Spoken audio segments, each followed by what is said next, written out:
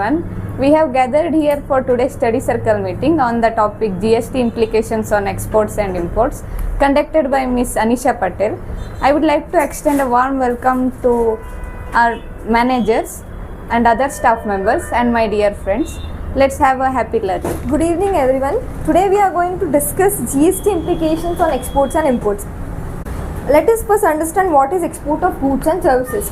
Export of goods. Any goods taken out of India to place outside of India is known as export of goods. Also, the payment for such goods has to be received in convertible foreign currency, and the supplier and recipient should not be merely establishments of distinct person, which means there should be a separate legal identity of both the supplier and the recipient. On the other hand, export of services, there are certain conditions to be satisfied so that a service is an export of service. First one is the supplier should be located in India, the recipient should be outside India, the place of supply should be outside India. This is a critical aspect where the services gets determined whether it is an export or within India. And similarly, the payment has to be received in convertible foreign currency, and the supplier and recipient should not be merely establishment of distinct persons. Let's look into what is zero rated supply. Export of goods and services, for which we have defined right now, is considered under zero rated supply, and supply of goods and services both to special economic zone developers or special economic zone unit is considered as export. Unlike exempted supplies, ITC can be claimed in zero rated supplies. As we know, ITC cannot be claimed in exempt supplies, but in zero rated supplies there is no outward tax charge, but still we can take the ITC. And wherever the supplies are made without the payment of tax, the corresponding unutilized input will be refunded. That is, when we export the goods, we do not pay the taxes. So the inputs which we get on the inward services or goods, that gets unutilized, which cannot, like, we do not use it to the pay the outward tax. So that unutilized input is refunded back to us. Different scenarios where treatment where it is not treated as export of services. As I said before, the place of supply should be outside India. Anything where the place of supply happens in India, it is to be treated as taxable supply and not zero rated supply. First one is such services, under which first one is services related to immovable property. As we know, the section of place of supply says that where the services related to immovable property, the place of supply happens to be where this immovable property is located. So for example, if there is an architect who is providing services to any foreign resident, and the house constructed or any property constructed is in India, even though he is giving services to a foreign resident, that is not classified as export of services. It is since the location of immovable property is in India, it is the place of supply is in India, so that is not export. It is within India, the services is within India, and that is taxable. Similarly, performance based services, if there is any event taking place in India and any foreign residents are like coming to watch it, or we are providing services to them related to the performance, so the place of supply becomes where the performance or the event is organized, which is in India.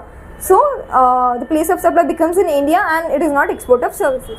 Next, in case of export, which I said earlier, that unutilized input is refunded back. So that refund is works under two models. One is refund model and rebate model. Let's look first into the refund model. It is eligible to all the registered persons who intend to supply goods, except for the persons who are prosecuted under the IGST or CGST Act or any existing laws before, where the tax evasion exceeds 2.5 crore and it is valid for the whole year. That is, the LUT which we file is valid for the whole year, and to continue the validity, the renewal has to take place on the yearly basis. And no refund of credit on the capital goods. The refund which we get back on the input we have taken, input related to capital goods, is not refunded. This is nothing but abbreviation of letter of undertaking. LUT is furnished by submitting form GST RFD 11 on the GST portal before initiating supplies. That is, if I am going to supply, if I want to export goods in the year 25-26, I have to file the LUT within the completion of previous year, that is before 31st March 2025. And the extension period in case of goods is 15 days after the expiry of 3 months, and in case of services it is 15 days after the expiry of 1 year from the date of issue of invoice. 15 days after the expiry of 3 months from the date of issue of invoice, and in case of services it is 15 days after the expiry of 1 year from the date of issue of invoice. These are the this is the steps to file the online LUT. First we have to go to the services tab on GST portal, then into the user services tab and select the furnish letter of undertaking tab. Then go to the then the GST RFT form 11 will be displayed, and we have to select the year for which we are going to furnish it. Next, the witnesses, 2 independent witnesses has to be taken, and the authorized signatory has to sign the form. Once the form is signed and filed, it cannot be edited. In rebate model, we do not charge IGST on the export invoice, but in rebate model, IGST charged in the export invoice. Exporter charges IGST on the export invoice, and that is paid by the exporter by utilizing the input tax credit or in cash, whichever basis. After paying the IGST, the same can be claimed as a refund. Let's look both the models with an example. First, like ABC Limited, a manufacturer of goods from Maharashtra, exports to XYZ Limited of Germany. Now, the taxable turnover of ABC Limited is 2,50,000 and the export turnover is 1,40,000. That is under a single invoice. Supplier of goods, he is supplying the goods worth 1,40,000 to Germany.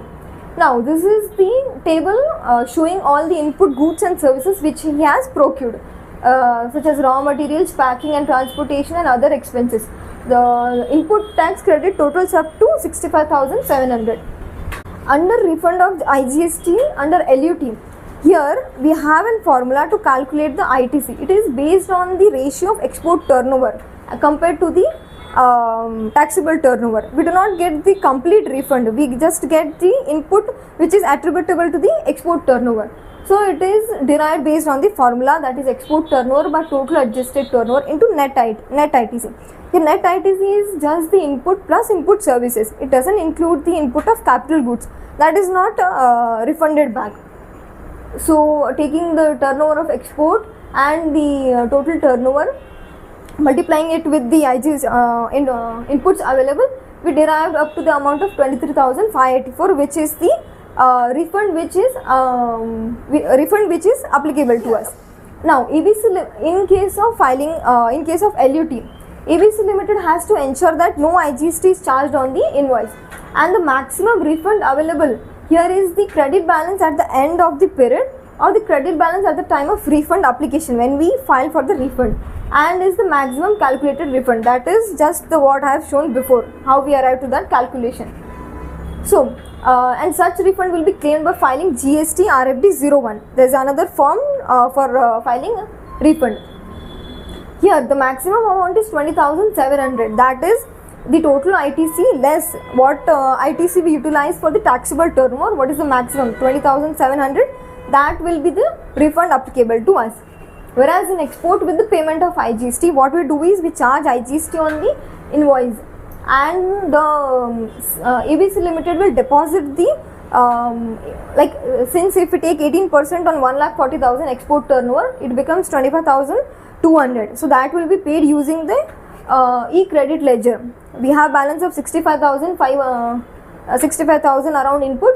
So upon that, from that 25,200 will be utilized to pay the outwards on the export, and such 25,200 which we have paid on the export will be refunded once the automatic processing of shipping bill by customs is done and the GST 3B is filed. We get the refund. 1 second. The refund available is maximum or minimum of the 3? Yes, minimum of the 3. Like lower. Sorry, lower of the 3 of the. Now import of goods and services. Import of goods is bringing goods into the India from a place outside India, and for import of services it is the supplier has to be located outside India, so recipient has to be located in India and place of supply is in India, is classified as import of services. This is a table explaining how does import of service is a supply and not a supply. If we take import of services, it can be with consideration and without consideration. If it is with consideration, irrespective of whether it is in course of business or not, it is to be treated as supply. And in another case, without consideration, here if it is taken from related person and it is in course and furtherance of business, it is to be treated as supply. And in rest all cases, it is not a supply. Like if we are taking for any personal use which is not in course in furtherance of business, it is not treated as import of services. Import of goods. In import of goods, tax is applicable. When we import any goods, when it reaches the port or any Indian territory, these are the taxes applicable. First one is the basic custom duty, social welfare surcharge, IGST, GST compensation cess if applicable. This is majorly applicable on luxury items. And the valuation of GST is on the assessable value plus basic custom duty plus social welfare surcharge. Upon that we charge 18%. Next, let us understand how taxes is calculated with an example. Suppose the assessable value of an article imported into India is 100 rupees and the basic custom duty is 10%, social welfare surcharge is 10%, IGST is 18% and compensation cess is 15%. So how do we arrive at total duty? We take the assessable value, that is 100 rupees. We charge, government charges basic custom duty at 10%, that is of assessable value. Then social welfare surcharge is added at 10% of basic custom duty, that is 10% of 10 rupees, 1 rupee. And the value for the IGST becomes the total of 3, assessable value, basic custom duty, social welfare surcharge. Upon this value we charge 18%, and the compensation compensation cess is also charged on the these 3 total. So the total duty becomes the basic custom duty 10 rupee, social welfare surcharge 1 rupee, IGST at 18%, that is 19.98, compensation cess, that is 16.65. The total duty becomes 47.63 rupees. IGST is always 18%. Yes, always 18%. Since it is by default classified as interstate, so 18%.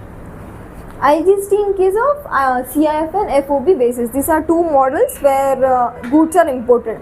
First one is cost, insurance and freight. In this, the export invoice itself includes the freight and the insurance. That is the from the supplier from whom we are importing, he charges the freight and the insurance. All is paid by the supplier itself. So he charges in the invoice, and upon that we calculate the IGST and all the custom duties.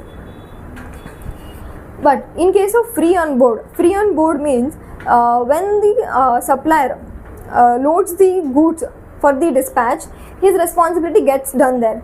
From then bringing goods from there to our territory is our responsibility. We pay for the freight and we pay for the insurance. So that doesn't include in the invoice.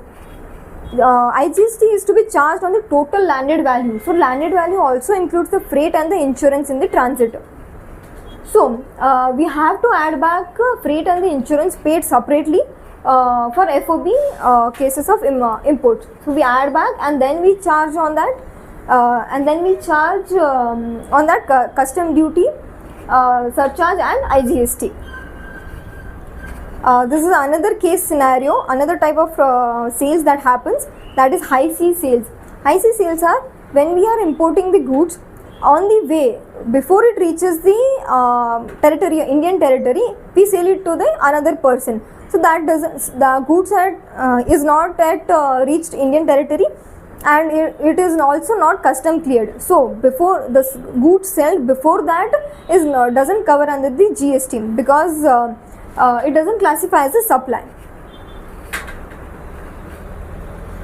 Taxability of inbound sale in GST.